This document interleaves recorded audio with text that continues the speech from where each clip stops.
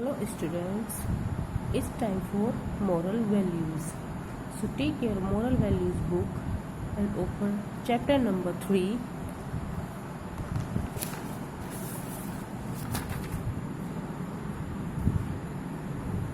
The lazy little bird. एक आलसी चिड़िया. Once there was a little bird who was very nice, but he was very lazy. Means एक चिड़िया थी जो थी तो बहुत अच्छी लेकिन बहुत आलसी थी. Each morning at the time of getting up his friends had to shout at him again and again. रोज़ सुबह जो बाकी उसके फ्रेंड्स थे उस पर रोज़ चिल्लाते थे कि उठ जाओ. ओनली देन ही would struggle out of the bed. Whenever there was some job he had to do, he would keep putting it off until there was hardly enough time left to do.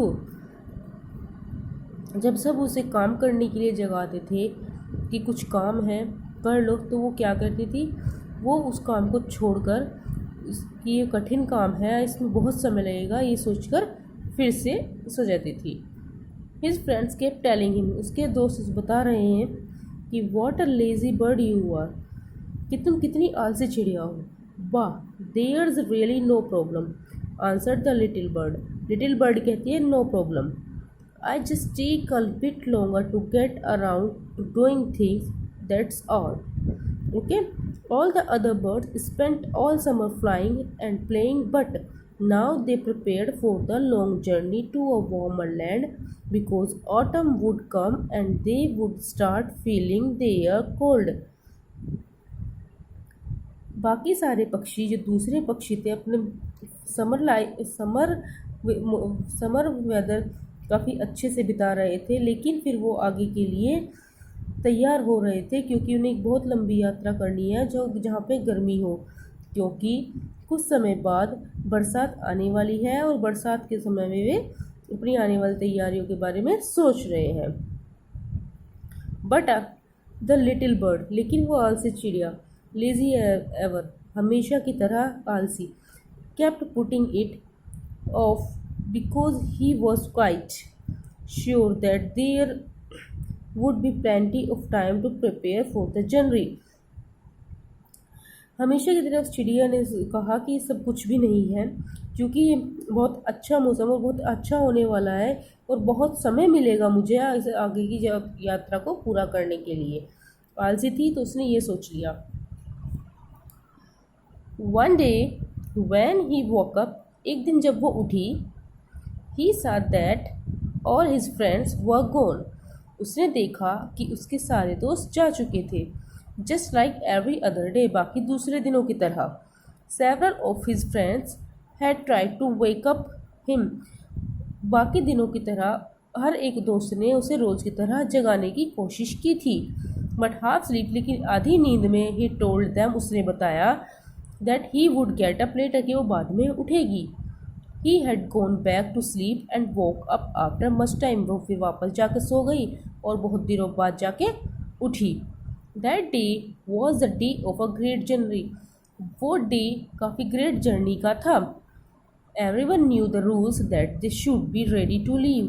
हर कोई जानता था कि हमें उस जगह को छोड़ने के लिए कैसे रेडी होना है, क्या रूल्स करने होंगे.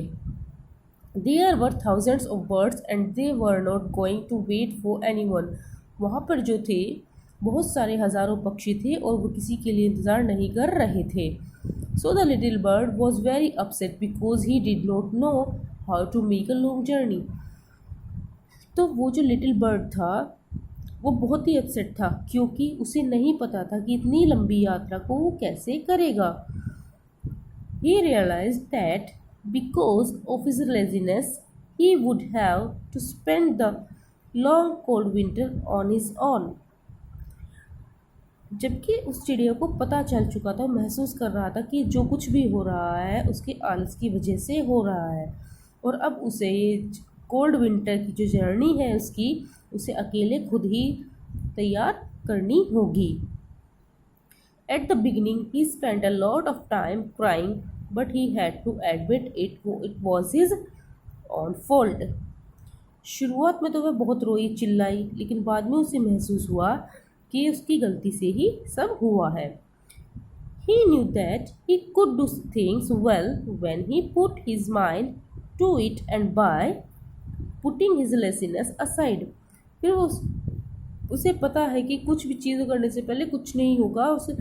उसने सोचा कि अब अपने इस आलस को एक तरफ रख देती हूँ और कुछ अच्छा करने की सोचती हूँ।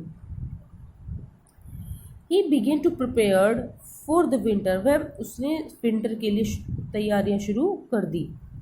First, he spent days looking for the place that was best protected from the cold। सबसे पहले उसने देखा कि कोई अच्छी सी जगह मिल जाए जिससे वो ठंड में अपने आप को प्रोटेक्ट कर सके। He found a place between some rocks। उसने जो रॉक्स होती है उनके बीच में उस जगह को ढूंढा। There he made a new nest। उसने वहाँ पर एक नया नेस्ट बनाया। Which was well built with branches, stones and leaves। जो पत्तियों से, पत्थरों से और ब्रांचेस से, जो बारीक बारीक ब्रांचेस होती है ना, उनसे बहुत सुंदर बना हुआ था। Then he worked tirelessly to fill the nest with the fruits and berries which would be enough to last the whole winter। उसने अपने नेस्ट को फ्रूट्स और बेरीज से भर दिया जो उसे विंटर के आखिर तक काम आ सकते थे, जो बहुत थे उसे खाने के लिए। Finally he dug a little pool in the cave so that he would have enough water to drink। फिर उसने उस जो रॉक्स में जिनके बीच में उसने अपना नेस्ट बनाया था उसी के पास में सिर्फ छोटा सा गड्ढा यानी लाइक केव की तरह बना लिया, उसमें पानी भर दिया ताकि उसे बाहर जाना ना पड़े और वो पानी पीने का काम उसका वहीं से हो जाए। When he saw that his new home was perfectly prepared। जब उसने देखा कि उसका जो नया घर है, नया घोंसला है, वो बिल्कुल परफेक्टली प्रिपेयर्ड है। He began to train himself how to get by on very little food and water so that he would be able to endure the worst snowstorms। Although many would not have believed it, all those preparations meant that the little bird survived through the winter। इन सभी तैयारियों का मतलब ये था कि चिड़िया ने winter के थ्रू सर्वाइव करना सीख लिया। Of course, he had suffered greatly and not a day of that winter went by without regretting him of his laziness। When the spring finally arrived, जब स्प्रिंग आया, मतलब इसका मौसम आया स्प्रिंग का, his old friends returned from their voyage। तो उसके जो ओल्ड फ्रेंड उसे छोड़कर गए थे वो वापस फिर से उसी जगह आ गए। They were all filled with